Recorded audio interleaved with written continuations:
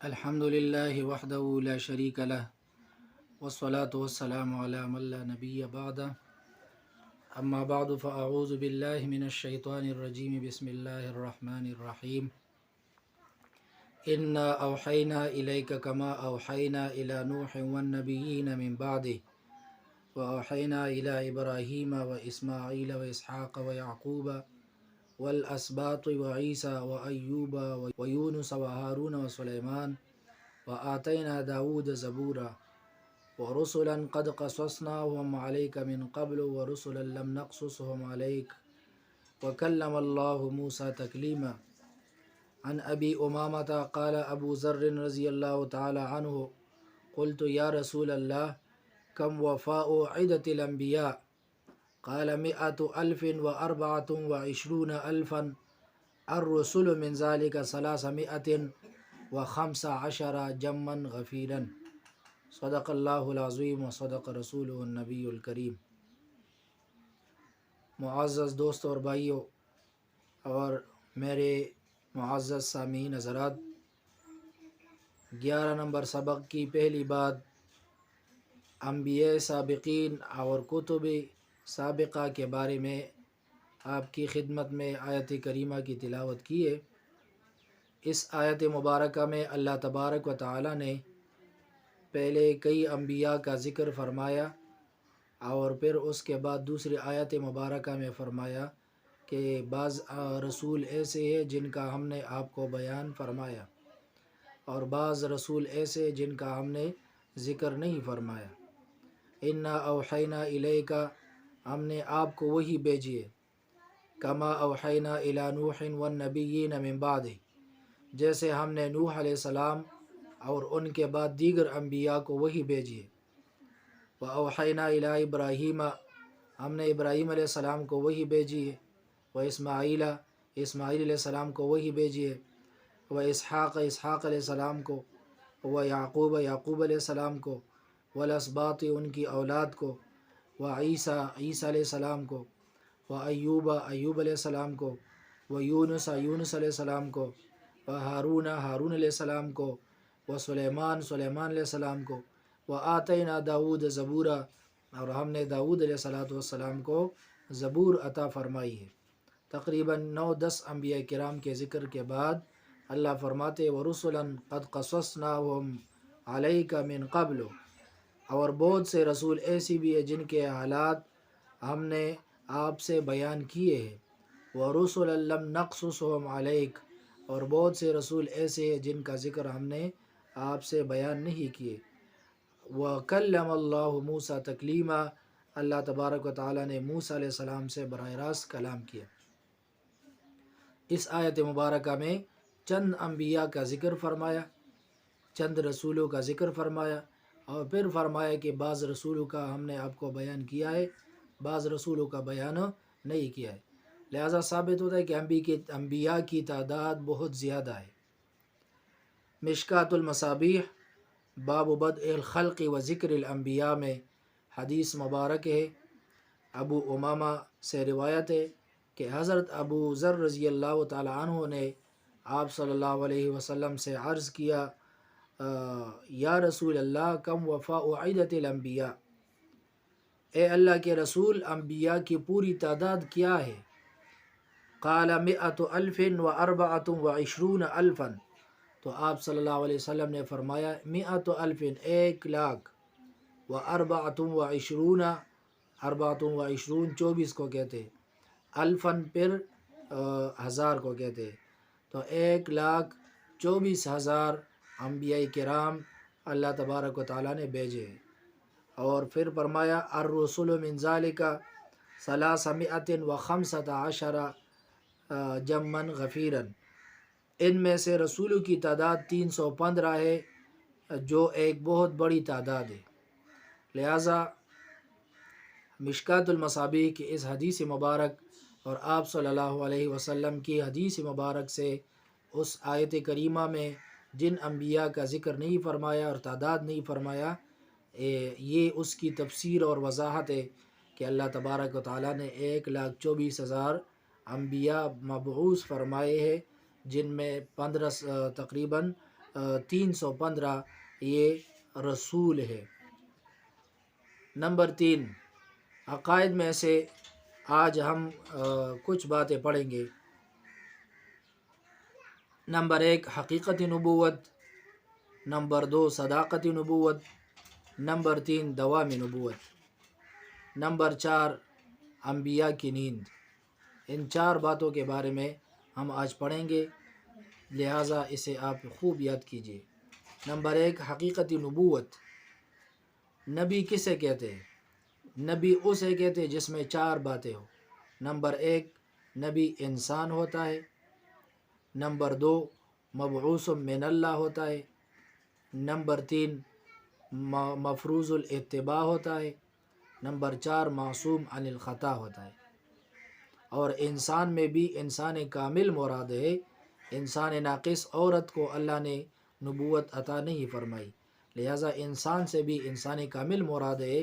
جیسے قاعدہ المطلق اذا یطلق یراد بہ الفرد الکامل، جب کوئی لفظ مطلق بولا جائے تو اس کا فرد کامل مراد ہوتا ہے، لہٰذا جب انسان مراد لیا تو اس سے فرد کامل مراد ہے۔ اور انسان میں ایک انسان ناقص ہے جو عورت ہے، اور ایک انسان کامل ہے جو کہ انبیاء ہے۔ انسانوں میں ایک انسان ناقص ہے جو کہ عورت ہے، اور ایک انسان کامل ہے جو کہ انبیاء ہے، مرد ہے۔ لہٰذا اللہ تبارک و تعالیٰ نے نبوت مردوں کو عطا فرمائی ہے۔ اور نبی کسے کہتے ہیں؟ انسان کو کہتے ہیں۔ انسان سے مراد انسان کامل ہے۔ نمبر 2، نبی اسے کہتے ہیں جو مبعوث من اللہ ہو۔ نبی اسے کہتے ہیں جو مبعوث من اللہ ہو۔ اللہ یصطفی من الملائکۃ رسلا ومن الناس۔ اللہ تبارک و تعالیٰ فرشتوں کو کیا انتخاب فرماتے ہیں؟ اللہ تبارک و تعالیٰ رسولوں کا اور انبیاء کا انتخاب فرماتے ہیں لوگوں میں سے۔ لہٰذا نبوت یہ انتخاب خداوندی ہے، جسے استاد محترم متکلم اسلام سیدی و مرشدی فرماتے ہیں کہ نبوت الیکشن سے نہیں ملتی، بلکہ نبوت سلیکشن سے ملتی ہے، اور سلیکشن انتخاب خداوندی مراد ہے، یہ اللہ تبارک و تعالیٰ کے انتخاب سے ملتی ہے۔ یہ ایسا منصب ہے جو کسب کی وجہ سے نہیں ملتا، بلکہ یہ منصب وہبی ہے اور اللہ کے انتخاب سے ملتا ہے۔ تو نبی وہ ہوتا ہے جو انسان ہو۔ انسان سے مراد انسان کامل یعنی مرد ہے، لہٰذا اللہ نے نبی کو مرد کو نبی بنایا۔ نمبر 2، نبی وہ ہوتا ہے جو مبعوث من اللہ ہو۔ مبعوث من اللہ کا مطلب ہے اس کی انتخاب اللہ کرے، اس کا انتخاب اللہ نے فرمایا ہو، اور اللہ کے سلیکشن سے وہ نبی بنا ہو۔ یہ الیکشن سے نہیں بنتا کہ مرزا قادیانی جیسے لوگ کہے کہ مجھے نبی مانو، لہٰذا یہ الیکشن سے نبی نہیں بنتے۔ نمبر 3، نبی اسے کہتے ہیں جو معصوم عن الخطا ہو۔ ہم یہ نہیں کہتے کہ نبی گناہوں سے بچتا ہے، ہم کہتے ہیں نبی کو اللہ گناہوں سے بچاتا ہے۔ معصوم کا مطلب یہ ہے، جیسے استاد محترم مثال لیتے، بچے خود اپنے آپ کو تکلیف سے نہیں بچاتے، بلکہ اس کی ماں اس کو بچاتی ہے۔ تو اسی طرح کیونکہ یہ بچہ ماں کے ذریعے یہ دنیا میں آیا ہے، لہٰذا نبی کو اللہ گناہوں سے بچاتا ہے، کیونکہ اللہ اس کو نبوت عطا فرما دیتے ہیں۔ اللہ ان کا انتخاب فرماتے ہیں تو پھر اللہ ان کو گناہوں سے بچاتے ہیں۔ لہٰذا نبی کے اندر تیسری بات یہ ہوئی کہ نبی معصوم عن الخطا ہوتا ہے۔ نمبر 4، مفروض الاتباع۔ نبی کی اتباع فرض ہے، جس کا حکم قرآن کریم میں بھی ہے۔ اللہ فرماتے وما آتاکم الرسول فخذوہ وما نہاکم عنہ فانتہوا۔ رسول صلی اللہ علیہ وسلم نبی آپ کو جس چیز کے بارے میں کہے کہ یہ کرو تو وہ کام کرو، جس چیز سے تمہیں روکے کہ یہ کام نہ کرو تو لہٰذا اس سے منع ہو جاؤ، اس سے رک جاؤ۔ اسی طرح واطیعوا اللہ واطیعوا الرسول، اللہ کی اطاعت کرو، رسول کی اطاعت کرو، لعلکم ترحمون، اگر اپنے اوپر رحم چاہتے ہو تو اللہ اور رسول کی اطاعت کرو۔ جو اللہ اور رسول کی اطاعت نہیں فرماتے تو اللہ فرماتے فَلْيَحْذَرِ الَّذِينَ يُخَالِفُونَ عَنْ أَمْرِهِ، جو آپ صلی اللہ علیہ وسلم کی امر کی مخالفت کرتا ہے، اسے یہ میں ڈراتا ہوں ان تصیبہم فتنۃ، ان پر کوئی بڑی آزمائش آئے گی، اور یصیبہم عذاب علیم، یا ان پر دردناک عذاب اللہ کی طرف سے آئی۔ لہٰذا نبی کی اطاعت یہ فرض ہے۔ صداقت نبوت، حضرت آدم علیہ السلام سے لے کر حضرت محمد الرسول اللہ صلی اللہ علیہ وسلم تک جتنی بھی انبیاء اللہ تبارک و تعالیٰ نے مبعوث فرمائے ہیں، تمام انبیاء سچے اور صادق ہیں، تمام انبیاء برحق ہیں، تمام انبیاء برحق ہیں اور سچے اور صادق ہیں۔ دوام نبوت، دوام نبوت کا مطلب یہ ہے کہ اللہ تبارک و تعالیٰ جب نبوت کے لیے کسی کا انتخاب فرماتے ہیں، کسی کی سلیکشن فرماتے ہیں، تو پھر اللہ تبارک و تعالیٰ جب کسی کو تاج نبوت عطا فرماتے ہیں، پھر اس کے سر سے یہ تاج نہیں ہٹاتے، پھر اللہ تبارک و تعالیٰ ان سے نبوت نہیں چھینتے۔ ایک مرتبہ اللہ نبوت عطا فرماتے ہیں تو پھر اللہ ان سے نبوت نہیں چھینتے، اسے کہتے ہیں دوام نبوت۔ انبیاء وفات کے بعد بھی اپنے مبارک قبروں میں اسی طرح حقیقتاً نبی و رسول ہے، جس طرح وفات سے پہلے ظاہری حیات میں نبی اور رسول تھے۔ البتہ اب باقی انبیاء کی شریعت منسوخ ہو گئی ہے، نبی کی ذات اور نبی کی نبوت منسوخ نہیں ہے، بس ان کا جو نبوت جس امت تک تھی، جس وقت تک تھی، وہ زمانہ ختم ہو گیا، نبی کی نبوت وہ باقی رہتی ہے، اور قیامت تک کے لیے نجات کا دار و مدار حضرت صلی اللہ علیہ وسلم کی شریعت پر ہے۔ نمبر 4، انبیاء کی نیند۔ ایک مرتبہ ایک حدیث مبارک میں آتا ہے، آپ صلی اللہ علیہ وسلم صبح کے وقت صحابہ کرام سے نماز کے بعد ذکر فرما رہے تھے کہ 2 فرشتے آئے، اور ایک نے کہا کہ آپ صلی اللہ کے رسول سو رہے ہیں، دوسری نے کہا کہ اللہ کے رسول جاگ رہے ہیں۔ تو صحابہ نے عرض کیا، اے اللہ کے رسول کس نے ٹھیک کہا؟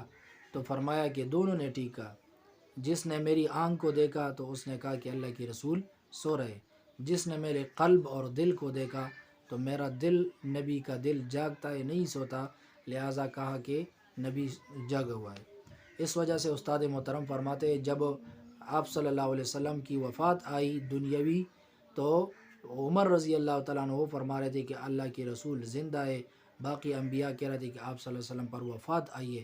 عمر رضی اللہ تعالیٰ عنہ یہ موت کا مسئلہ نہیں سمجھتے کہ ان پر موت نہیں آئی، موت سمجھتے ہیں، لیکن اس حدیث کو دیکھ کر فرماتے ہیں کہ جیسے آپ صلی اللہ علیہ وسلم سوئے ہوئے ہیں لیکن دل جگا ہوا ہے، اس لیے آپ صلی اللہ علیہ وسلم نے فرمایا کہ انہوں نے ٹھیک کہا۔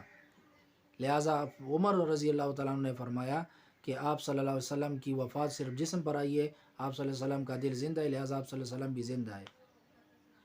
پھر ابو بکر صدیق رضی اللہ تعالیٰ عنہ تشریف لائے اور انہیں سمجھایا، دیکھو عمر، جس طرح آپ صلی اللہ علیہ وسلم سوئے ہوئے ہیں، اگرچہ دل جاگا ہوا ہے، پھر بھی آپ صلی اللہ علیہ وسلم کو سوئے ہوئے کہتے ہیں کہ آپ صلی اللہ علیہ وسلم سو گئے ہیں۔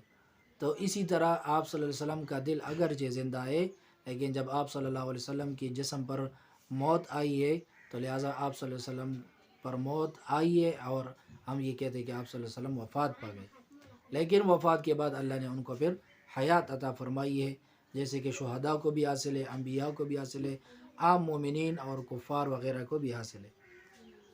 نیند کی حالت میں انبیاء کی آنکھیں تو سوتی ہے مگر دل نہیں سوتا، اس لیے ان مبارک ہستیوں کا خواب بھی وہی کے حکم میں ہوتا ہے۔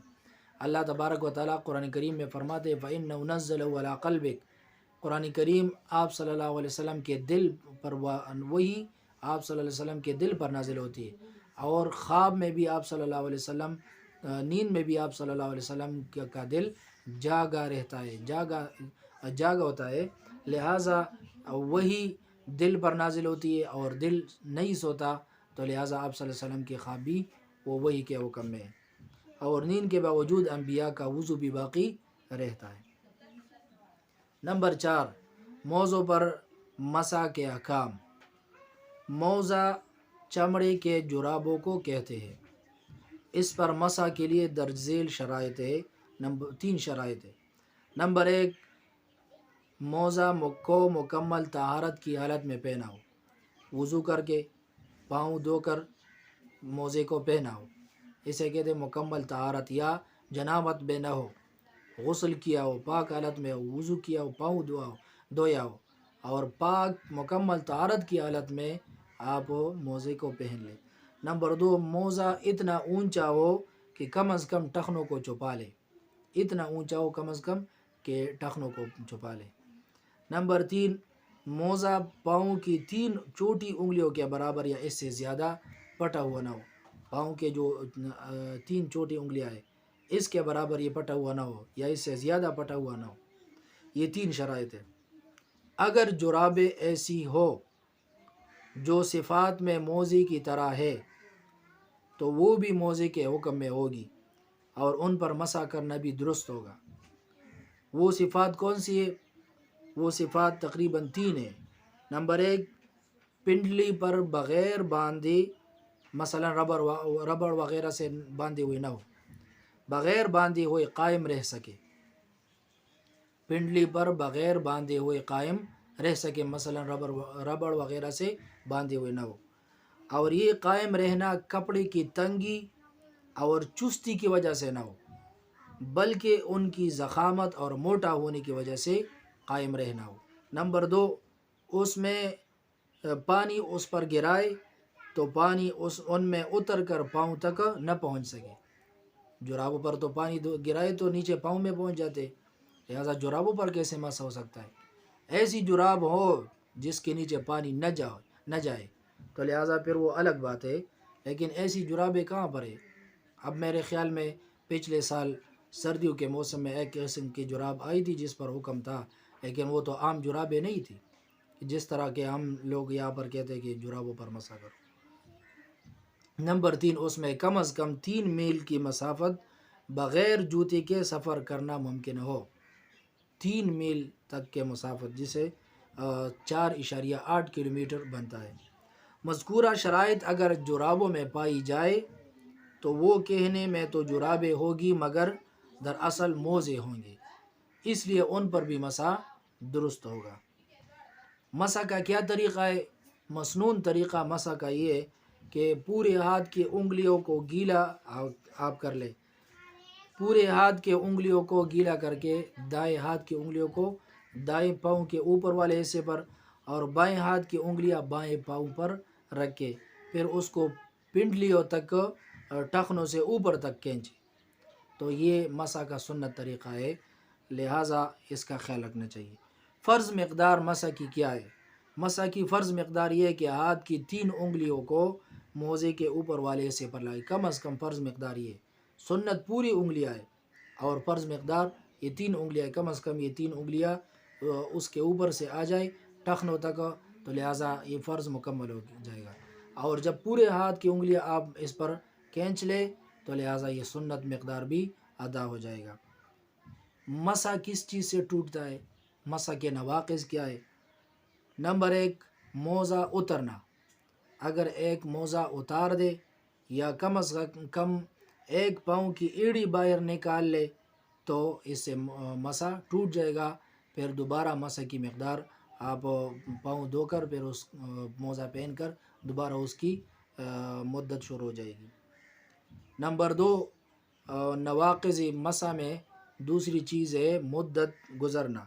مقیم کے لیے مدت مسح 1 رات اور 1 دن یعنی 24 گھنٹے ہے، اور مسافر کے لیے 72 گھنٹے، 3 دن اور 3 راتیں۔